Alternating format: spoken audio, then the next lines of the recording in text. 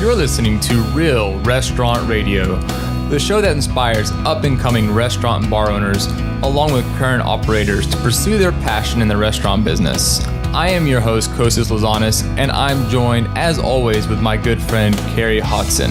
Let us guide you through the process of being a successful owner and teach you how to make an impact in today's culinary world. Episode 22 with Carrie Hodson and Kostas Lazanas. Morning. I think pretty much you're going to talk and I'm going to listen, because today's episode is all about social media, and you're the social media king. Are you kidding? You're the vlogger. But for some reason, bro, like, you're killing the game. I wouldn't have bought a microphone. You're killing the game, man. If you go to Intrinsic's social media pages, especially Instagram and Facebook, tell the audience what your stats are, bro. I don't know. I think we're 10 or 11,000 on Facebook now, and I just started focusing on Instagram this year. We started off a couple months ago at 2,000, and I'd have to look. Maybe we're at 4 now. 4,000, huh? Pull it up. Let me see. Check it out. I got 462 followers on Instagram on my restaurant page. Okay, cool. So You have a good page. I try really hard. 4,700. 4,700. But you know what? I'm cheating, so I'll talk to you about that in a minute. Okay, so you're cheating the system there. Do you have Russian Autobots or whatever? Is that what it is? The Russian Autobots. Cool. And then on Facebook, I think Opa Greek Taverna. Make sure that you subscribe to the channel so I can beat. Subscribe to Opa Greek Taverna so I can beat Carrie Hodson. Right now, I'm rocking on Facebook. Where is that? I don't even know how to tell anymore. I don't know where to tell either. It's so complex. Where is it at? They keep changing the app. There it is. It's under community. Under community. Wait. Let me see. Pushing 11. How many do you got? Pushing 11. 11,000? Yep. I got 2,500 followers. So, Carrie, how do you do it? It's just content. Stuff people can relate to and want to contribute to, asking questions. One of our pretty pictures, one of our best posts, or some of our best posts, say, answer this question, and user someone engagement will win a gift card or whatnot. One of the, I guess, greatest improvements in the last year, I guess we've probably been working with Justin doing videos for over a year now. That helps a ton. That shareable content, for sure. Mm-hmm. Yeah. So, so you blew up on Instagram.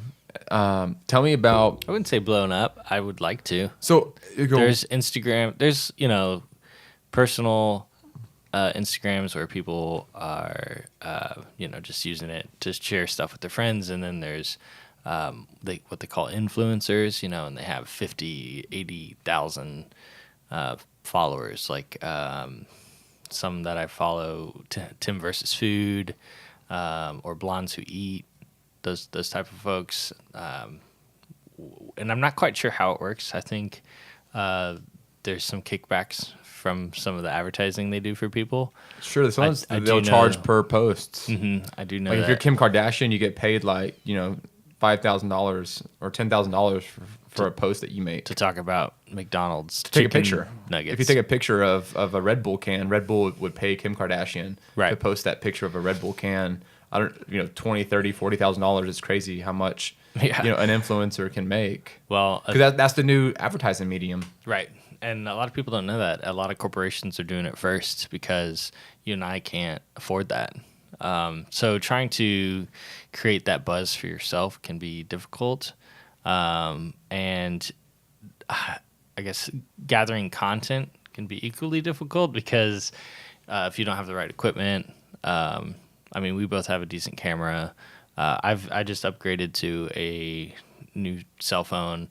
I probably should have done that first. I think you can do a lot just with your cell phone. Yeah, the cell phone is nice, but as you know too, now that you have your camera, a cell phone is not a camera. And when you have that beautiful image from a nice DSLR camera, it really does pop and just stand out from On the feed, yep. from the regular cell phone images, especially like in our restaurants where it's like low light.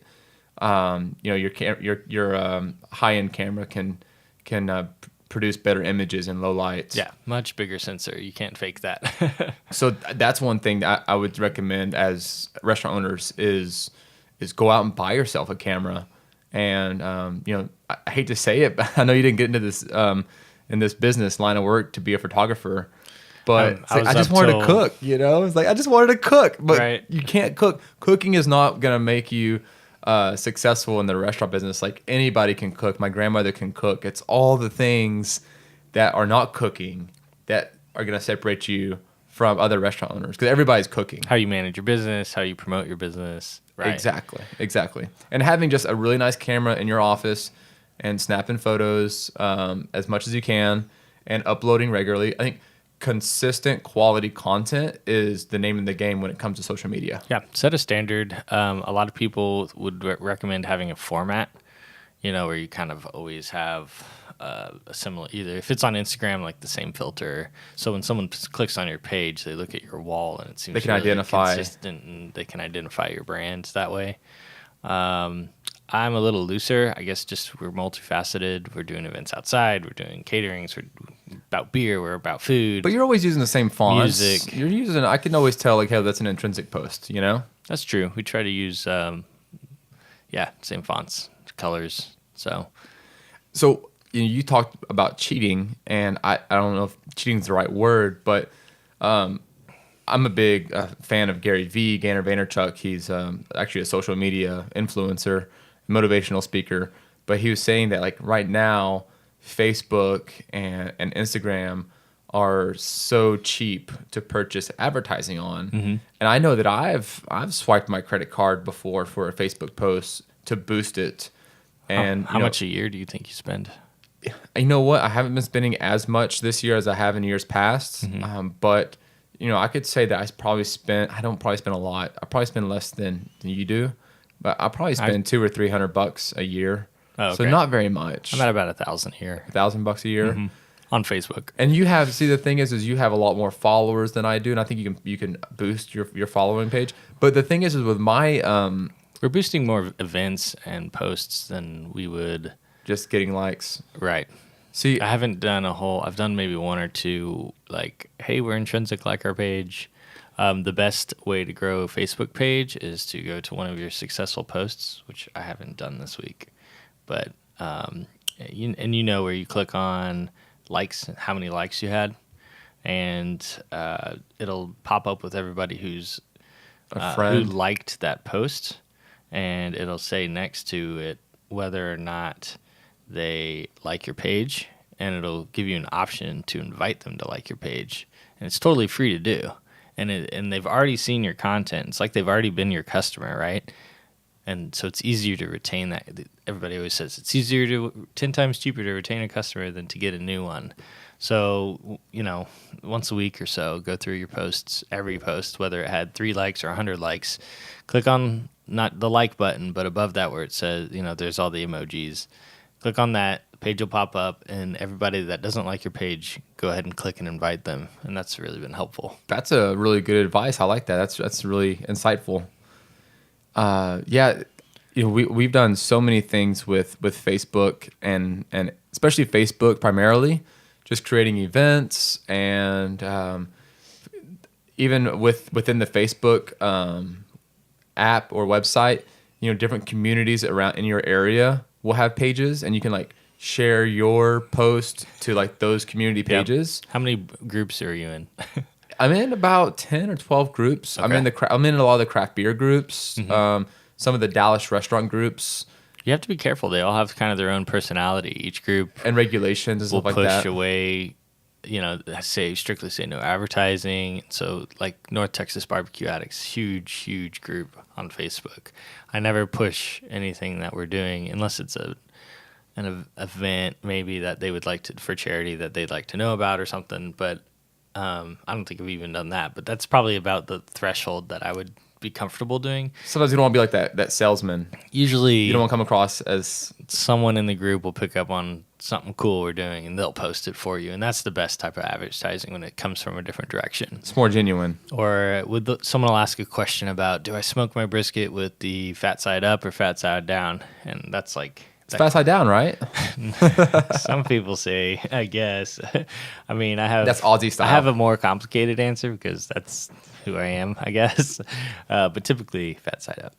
Typically, I believe that's how it works. Just chiming in every once in a while and being friendly to folks, and then maybe they'll realize who you are, maybe they won't. But I think just be genuine. Making yourself those groups. Yeah, being genuine, and I think making yourself, like you just said, making yourself an authority on the subject is a way of marketing in itself. So you don't say, "Hey, I'm intrinsic." Obviously, they'll just know, "Hey, this guy knows his barbecue stuff." Right. So you don't have to say same with intrinsic. Beer groups, right? Exactly. Of course, I would never rate or trash talk another brewery online. Never do that about another restaurant, right? Sure. Except for, I saw you do. Which one? What do you mean? I'm telling you, you did a video about the Arby's. The Arby's Euro. Right. Gosh. So how fun was that? Or what was the response to that? I enjoyed it. Yeah. I enjoyed it. Arby's is, I guess, is almost essentially for you trashing the McRib from McDonald's. It's like, I don't know if that's really like a barbecue rib. We did do that, didn't we? Yeah. So we made a Mac rib sandwich, MAC, which we took our ribs, wrapped them in foil, cooked them a little longer so they fall off the bone, which means they've been microwaved, cooked in a foil pouch, basically.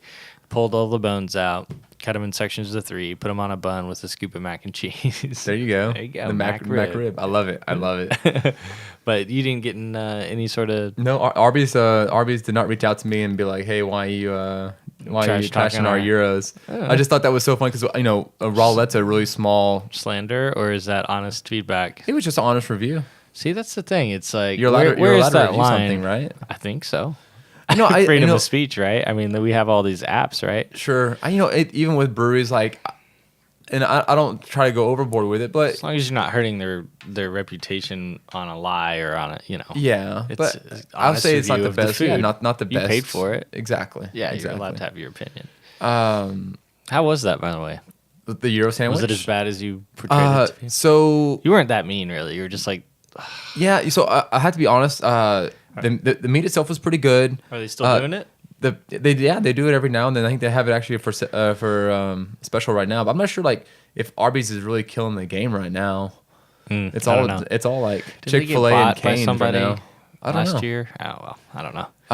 But I know that the biggest thing that makes a Euro sandwich, in my opinion, is the tzatziki sauce. Yeah. The yogurt, cucumber, garlic, and dill. And how gourmet you make that versus how plain you make that, it's a big factor. I don't know. There's a lot of factors. And ours is like pita, quality of the pita. Yeah, and ours is actually pan fried with a little bit of olive oil, of the vegetables, all those things. Yeah. So they nailed the vegetables down. That was fine. And sliced tomatoes. Their tomatoes were good. They weren't mealy. The bread was a little chewy. It wasn't like that fresh, like pan fried. Mm-hmm. And but the biggest thing was it tastes like mayonnaise was on the sandwich. It's it was that was the biggest thing that stood out for me whenever I reviewed that Euro. Okay.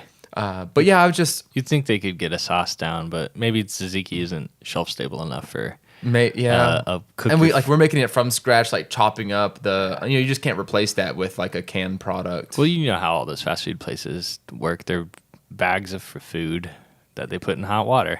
And I think also, you can't make your sauce that rich and robust because you're trying to make it just for the general population. They might grill that. Do they grill the meat? Maybe they on the flat grill they may just. But it's probably portion bagged out, right? And they're not shaving it. No. Yeah. So it's a big difference. I just thought of that because Taco Bell has brisket tacos now. Okay, Taco Bueno. Taco Bueno does? Yeah. You got to do a review now. I don't know. I was thinking about Taco Bell brisket. I did it more for a publicity stunt. That's really the reason why I did it. That's the only reason I would too. Is here's I'm their just not brisket. a good vlogger like you are. Here's their brisket and here's our brisket. That type of thing. Yeah. I always like your pickles, man. That's so cool that you guys are doing your those homemade pickles. Mm-hmm. That's so cool. It's a nice touch. Yeah, it's the little things like that, like the handcrafted condiments. I think that's been the big trend for the past 3 or 4 years is making things a little bit more crafty. Yeah, and or local, like we use the same bread guy, and absolutely. Just a little bit, those finishing care about the details touches. And same goes for marketing. I think we're getting hungry. I think it's getting Is that close what to it is? lunch. Is that what it is? Okay. Well, actually, that's my next thing to ask you is, we talk about Facebook and Instagram, but like, at what point do you draw the line? Because there's like Twitter, and then there's like there's TikTok, and there's I don't know TikTok. There's Snapchat. Not on Snapchat. But like I checked it out. I don't think do you have to for restaurants, or a lot of other restaurants on Snapchat, or are they going to be getting on Snapchat? It's based on your demographic. And who's your customer and what are they on? And that's actually what I was going to go back to tell you is like, I think you blew up on Instagram. Not only have you're using a service, which we should definitely tell our listeners about, because I want to know about it, but you have like that younger 30-year-old craft beer drinking demographic, which like that's their cup of tea is Instagram. Mm-hmm. That's why it's so important for every plate to look good. You do a really good job with presentation. We've gotten better over time with being consistent and making the food look good. Exactly. Because we were living in this Instagram world where people eat with their cell phones. They really do. They really do. But, my demographic's all older. So I have primarily like a Facebook demographic, if they're using Facebook at all. Because my guests are like in their 50s and 60s, a little older group with the Greek food. We have our young group as well, and we have a pretty awesome following, but not the pool that you have with the craft beer brew pub concept. Yeah, our concentration's 35. So 35 to 45. Yeah, something like that. So you told me the other day when we were talking on the phone off the podcast about this company you partnered with to help grow your Instagram following. Tell the listeners what the dirty secrets. Tell them the secret sauce. Well, I've been using it about 3 months, and what's the name of the company? There's a couple of them up there. This one's called Social Upgrade, I think. And we're not sponsored by them. The no. podcast is not sponsored by them. Not yet. Not yet. Reach out. But the biggest thing for me, I haven't found anything for Facebook. The best way to grow Facebook is the tip we gave earlier about paid advertisements. Well, the liking, inviting people to like. Okay. Because they may have seen your advertisement, liked the advertisement. Doesn't mean they liked your page. It's easy to just go back through and get double down on your investment on that advertisement. Good call. For Instagram, I was looking for a natural. See, that Facebook tip was very natural way of getting followers. You're not just like putting 10 grand into a ad that's just blasting people's feed constantly. I don't like that. With Instagram, I guess there's some software out there that just basically likes everybody's stuff and buys followers, and they're not real followers. It doesn't matter what that number is if they're not within driving distance of your restaurant. Engaging you, so there's no point. It doesn't matter how many likes you can get from Sue over in North Korea. She's not going to be ordering brisket this Saturday. Exactly. So I was looking for something that fit that mentality of organic growth and mimicked what I would do personally to grow my Instagram. So if I'm on Instagram, I'm going to pull it up. I'm going to engage the people who are engaging me.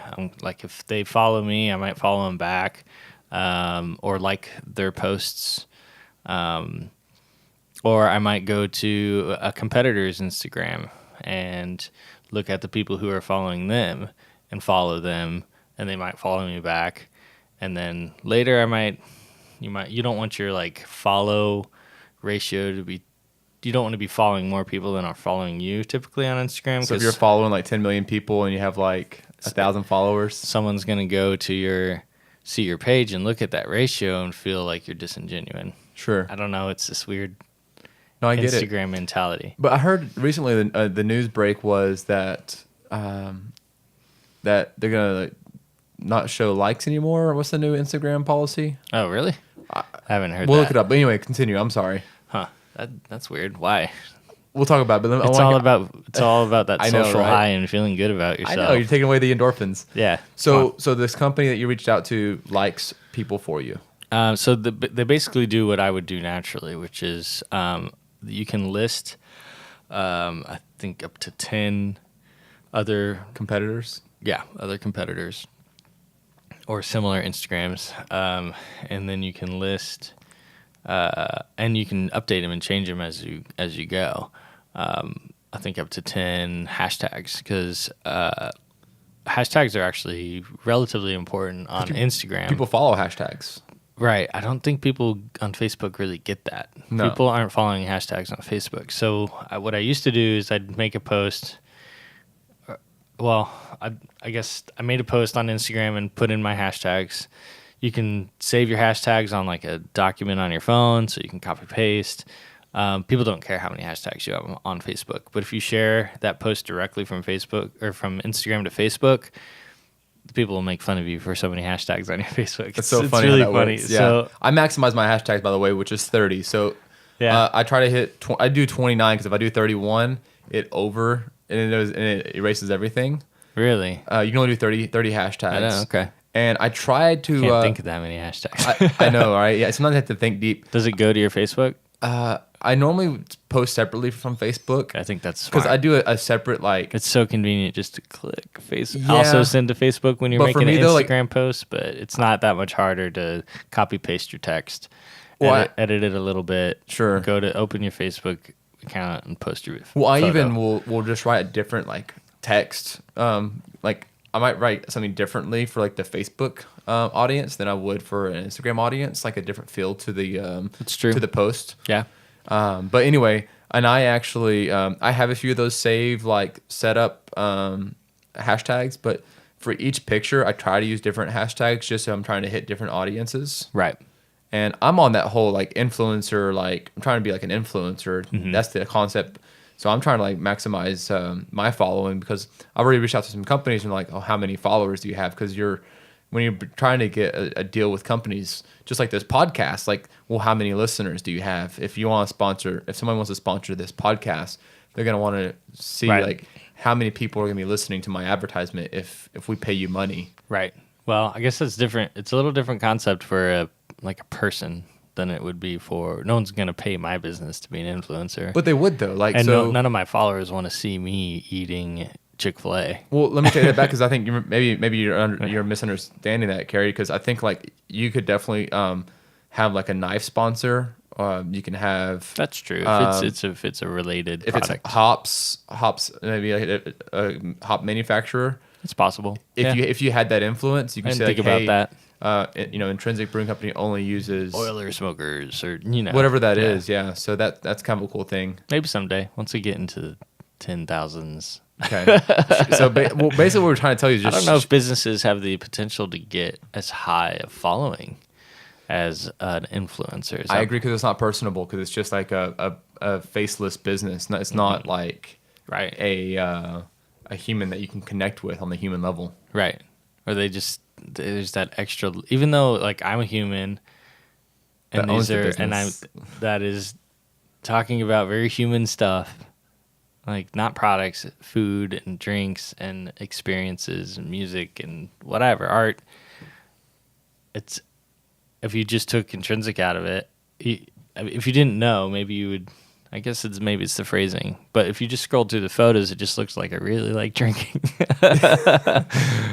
Which, by the way, you didn't bring any beer on today's podcast. Hey man, I thought we were in a hurry. Hey, speaking of social media, besides posting on Instagram and Facebook, you can also post on your Yelp page. You can post on a lot of other pages. Like I've been doing Google too. photos Do you post by on Google? photos by owner. Yeah, so Well, you can post now to where when someone's looking at, usually on desktop, Google Plus. yeah, they can see like more fresh content. And I posted there as well. I heard that Google aren't they getting rid of their Google Plus or something?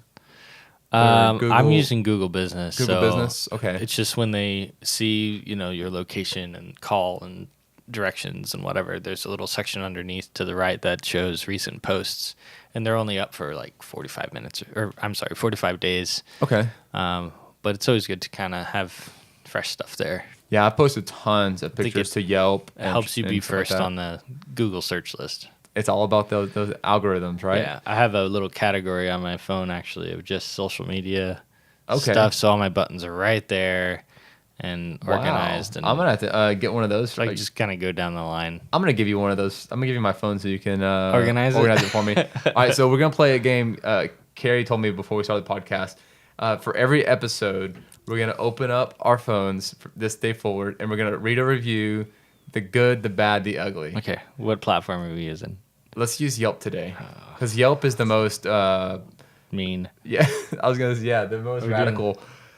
Everybody on Google is so nice, and then you go to Yelp, and it's like, the door was hard to open. 1 star. Everything was excellent, but the parking was atrocious. Yes. Okay.